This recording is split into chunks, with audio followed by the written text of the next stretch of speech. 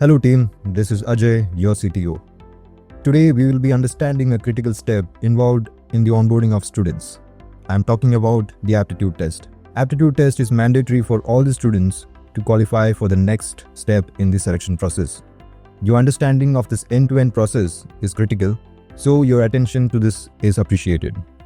The very first step in the process is account creation. As you can see on the top, you can find the login/register button. I'll tell you a golden rule, which is to know which stage the student is. For example, if he's in the account creation stage, or if he's in the program enrollment stage, or else the last stage, which is the onboarding dashboard, like where everything is done by the student, means the registration part is over. So every status will be known via this particular button, which will indicate what they have to do next. So currently, as you can see, the prompt or the login, the button says login/register, which of course means either the student have not registered or he should log in to access the dashboard. So let us first create an account for a new student and see how the process is. Let us click on the login/register button. Once you click that button, you will be prompted to enter your number. In my case, I am entering my personal number. And you can request for an OTP. You will be getting an OTP on the exact number that you have specified. Once you enter the mobile number, you will be automatically be getting the OTP within few seconds. So as you can see, I have successfully created the account by verifying by my mobile number with an OTP. This stage also works like a lead generation stage, wherein if they have inputted their number and got it verified, even the CRM, the data is transferred to the CRM for further processing. The students or the counselor can call the student and understand their requirement if they are not already a part of the CRM or if they are new to the system. So the first step is over, where the account is created successfully. And the next thing, as you can see, is program enrollment.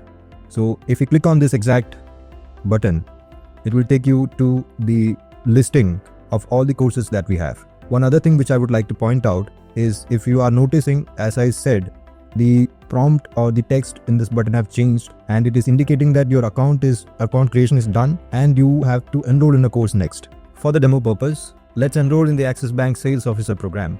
So here we are in the detailed page of the Axis Bank Sales Officer program. The students will be able to see all the details regarding this particular course. And right within that page and within this section that is floating, we have the enrollment button. The students can simply click on that and reach this particular page. This is the registration form which every student has to fill, and there are few mandate details that we require to understand the student. Let us fill this one by one. I am entering my first name, the last name, and I need to enter my email ID, which I'll be using for registering in Early Skills. I also have to verify the email ID so that for further communications, Early Skills can use my email ID to contact me or to reach out to me in case of any need. So as you can see, I have got the past OTP on my email ID. I'm coming back and I'm pasting the same OTP here to verify my email ID. The green tick indicates that my email ID is now successfully verified. I'm entering other details, and in the date of birth we have certain restrictions as to the eligible age that we are considering. So the last eligible year falls in 2007, and they can be belonging to 1996, anywhere between 1996 to 2007. This will restrict the student if they are not falling in under this particular date range. Moving next, we have the programs that we can choose. As we are coming straight from the page of Axis Bank Sales Officer program, it is automatically selected here. By the way, if you want to change the program name or the program that you want to enroll, you can come here anytime and change this according to you. So I'll keep it as it is. Now the minimum age or minimum percentage that I got in 10th, so I'm entering that detail. I'm putting some dummy values in all these three sections. My state and my district will also be needed, so I'll be entering those details and then I'll be agreeing to the terms and conditions and submit the form to get enrolled in this particular course. So my registration is successful. I am successfully enrolled in a course right now, and on the top, following my golden rule, you can see that the third step is here, which is going to the dashboard. Student can come here, log in and find this dashboard button to go to our LMS and continue with their process. Let's click on the dashboard button and see what happens next. So as soon as you click on that dashboard button, you will be redirected to academy.earlyskillsapp.com, which is our onboarding dashboard. The students will not be permitted to come directly to academy.earlyskillsapp.com. Only after registering successfully in the main website, they will be getting entry to this particular link or our LMS. If they try to come directly to this link, they will be thrown out to the main website immediately. So we have reached academy.earlyskillsapp.com, which basically takes the student to our LMS. As you can see, currently they are in the onboarding dashboard, which is the dashboard containing all the steps required to clear the entire process. We can also see which program the student have applied for. In this particular case, it is Axis Bank Sales Officer program, the same program that we chose while we were registering. You can see the first step in the process is aptitude test, followed by the interview session, then the document upload, and at last the payment process. Let us go to the aptitude test and see what the students have to do and what all steps are involved there. When the student is ready, they can click on the Start Aptitude Test button. Upon clicking the button, they will be prompted with a list of instructions they need to read and acknowledge to. Among the instructions, there are few points which are critical for us to know, so let me brief that.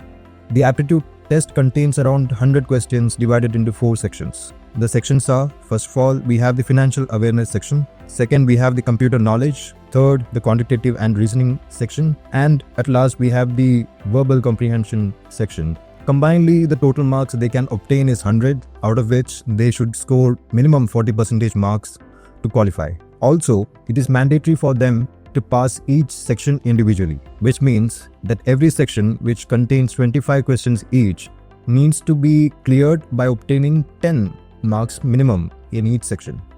So if that is clear, let us go and start with the aptitude test.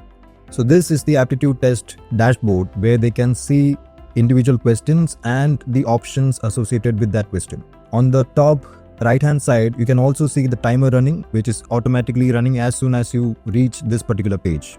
If you fail to submit the aptitude test on time, the results will be auto-calculated based on the options that you selected previously. Let me brief you how these questions are formulated and if there is any chance for a malpractice here.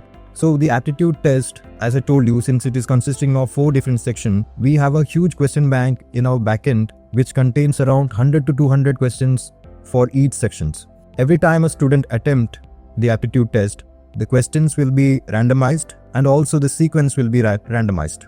This aptitude test is completely randomized as the student will not be finding the same question in the same sequence in any of the attempts that he will be making. Please note that every student will get 3 attempts to clear the aptitude test, and he can clear in any of these 3 attempts to go to the next step in the process. To make an attempt or to make a response, he just have to click in any of those options he find the most convincing and just keep doing the same. There will be no back or skip button for any questions. All the questions are mandatory, and let me make few markings so that I can show you the end result and the result page.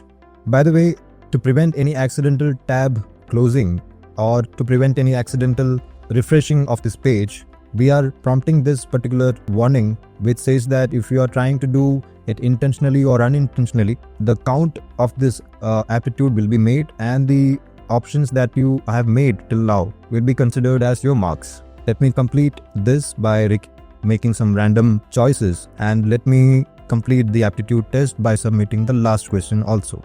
As soon as I complete my last question also, I will be finding my result, which is of course fail. I can see the total number of marks I obtained. I can see which sections were there and what did I obtain under each section. Individual passing status of each section can be seen here, and the student will completely understand where they're lacking from this particular result. So this marks the end of the aptitude test. They can make the attempt 2 more times and pass in any of those attempts. Thank you so much for listening. If you have any concerns, any doubts, please feel free to reach out. Thank you so much.